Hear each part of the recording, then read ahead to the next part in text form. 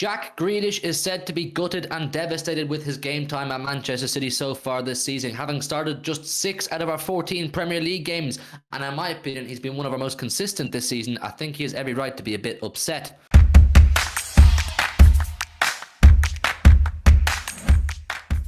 Right, people, welcome back to the channel. I know it's been a while since we did a video, but we want to bring video content back. With the World Cup on the horizon, we thought we'd get back into making videos, and we hope you enjoy them. Make sure you hit the like button. Make sure you're subscribed to the channel on our road to 5k. Like, as I said, we're going to talk about Jack Grealish in this video. A report from Footy Insider has come out, I think it was yesterday, saying he is not happy with the game time and feels he has fallen down Pep Guardiola's pecking order, or is not up to Pep Guardiola's standards, if you like. I think he has every right to feel like that, having started just 6 of 14 games, and in my opinion, he's been one of our most consistent players this season. You look at the statistics, he hasn't lost a game so far that he started in. Erling Haaland has scored most of his goals with Jack Grealish on the pitch.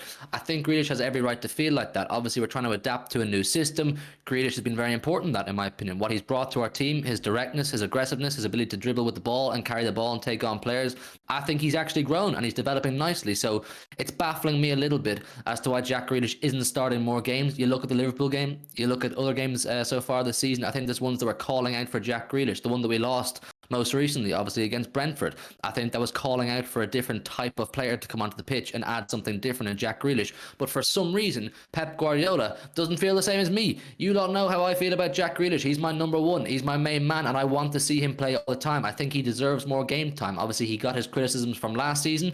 I think some of it fairly justified. He was playing it handy. He was playing it safe.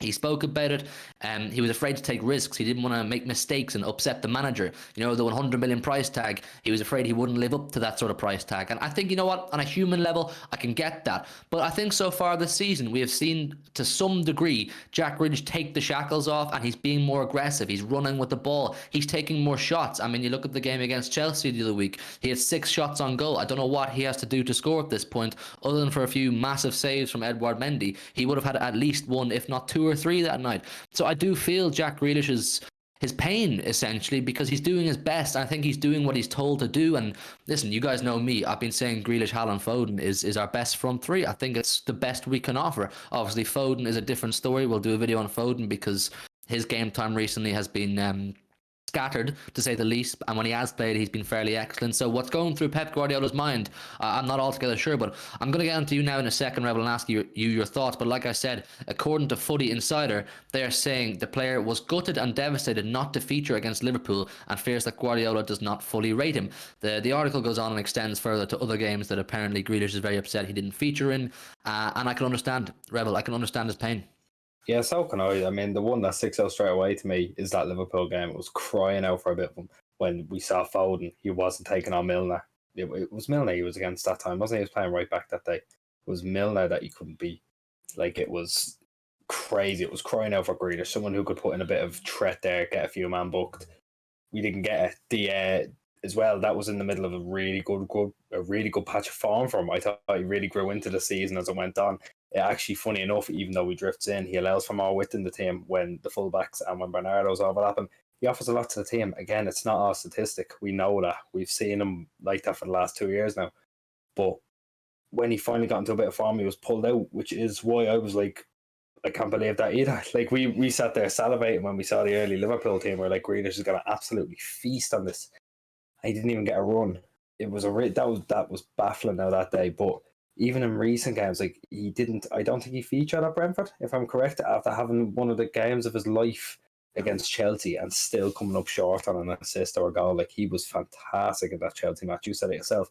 He had, was it 6 shots? 6 shots on goal. And Edouard Mendy was just unbelievable. He genuinely, someone tests his coffee. Someone tests his coffee in his Weetabix that day, because that man was on fire.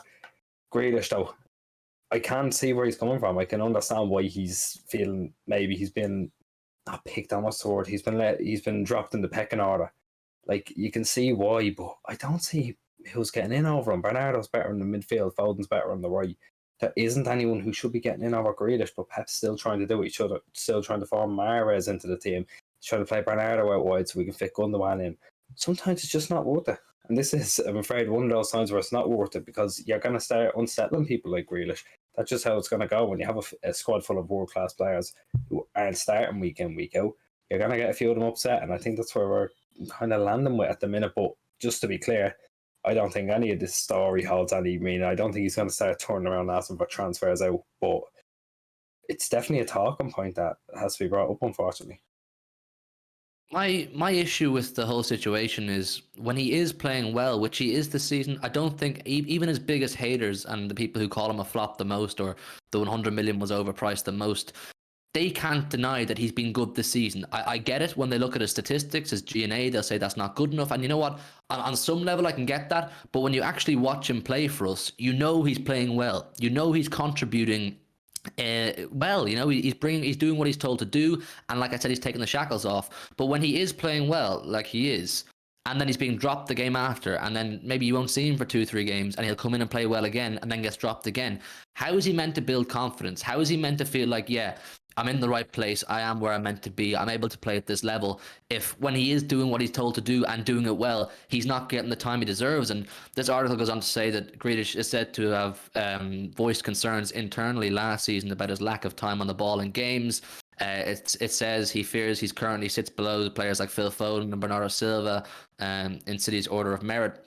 And I think he does. Which is what frustrates me the most, because you know, Bernardo on the right wing, at times he's looked exceptional, but it's not his best area in the pitch. We can all agree. If you guys watch City enough, you'll know Bernardo Silva is not suited to be playing on the right-hand side. He can do it, but he's wasted. You need his relentless energy in the middle of the park. So when Pep is making selections like Bernardo on the right and Foden on the left, like he did against Brentford, I'm saying there's something wrong with that. I think Pep makes some mistakes there. I think Bernardo in the middle and then Grealish on the left and Foden on the right was the way to go about it. So I can definitely understand Grealish's frustrations. I just hope that he has a good World Cup. I hope he comes back fit and healthy. Likewise with the rest of our players. And I hope we see more Jack Grealish in a Manchester City shirt after Christmas, because I don't see any reason why he doesn't deserve it. I think there's goals to come. I think he's going to set up more goals. Like I said earlier on in the video, that Erling Haaland scoring most of his goals with Jack Grealish in the pitch, and Jack Grealish having not lost a game so far this season that he started in. It speaks volumes. It speaks for itself. And I think the players are starting to enjoy playing with Jack Grealish, but for some reason, Pep Guardiola is hell-bent on fitting Riyad Mahrez into the team, in putting Bernardo Silva into the team. I don't know, is that to accommodate both Gundogan and Bernardo, to try to get them both on the pitch at the same time, which for me doesn't really work. I've come to the conclusion myself recently, people, that I don't think Gundogan and De Bruyne really works. I rate them both as players individually, but I think both of them need a Bernardo Silva beside them in the middle of the park to get the most out of them. So I think Pep has some thinking to do, and I know some City fans don't like it when fan channels or YouTubers or whatever you want to call us call out Pep Guardiola or say we think he's made a mistake there, because we all hold him in such a high regard, and I get that. I hold him in a really high regard too, but I am one of these people that I call a spade a spade. If I think something is incorrect, I'm not saying I'm a football genius or I know more than him or I'm more qualified to make these decisions. I'm just saying with my own eyes what I think might work, and I think you need Bernardo beside De Bruyne, not on the right-hand side, and I think you need Jack Grealish. I think you need Jack Grealish if we're going to play the way we are. He'll retain the ball, he's being more aggressive, and I think he's starting to develop an eye for goal. I think it's only a matter of time before we see his overall stats improve. So for Jack Grealish, like I said, I can understand his pain. I think Revel feels the same. I can understand his concerns, and I don't think it's a case of he's going to ask for a transfer. We're not going down that road at all. I think it's just he's worried that Pep doesn't rate him high enough, or the club or someone doesn't rate him high enough to be a part of this team, and particularly in these big games like that Liverpool. As Rebel said, when we saw Liverpool's team sheet, we're saying, right, this is an absolutely banging lineup for Jack Grealish to face against and have a great performance.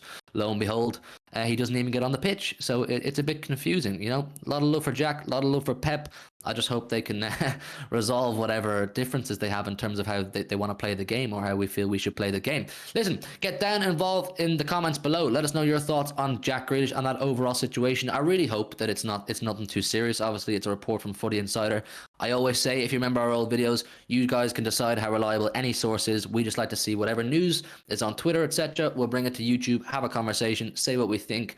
But yeah, get down below in the comments, give us your thoughts on the whole situation and what you would like to see after Christmas. Once again, smash the like button, hit the subscribe button on the road to 5K, and we'll see you tomorrow with another new video. Good night.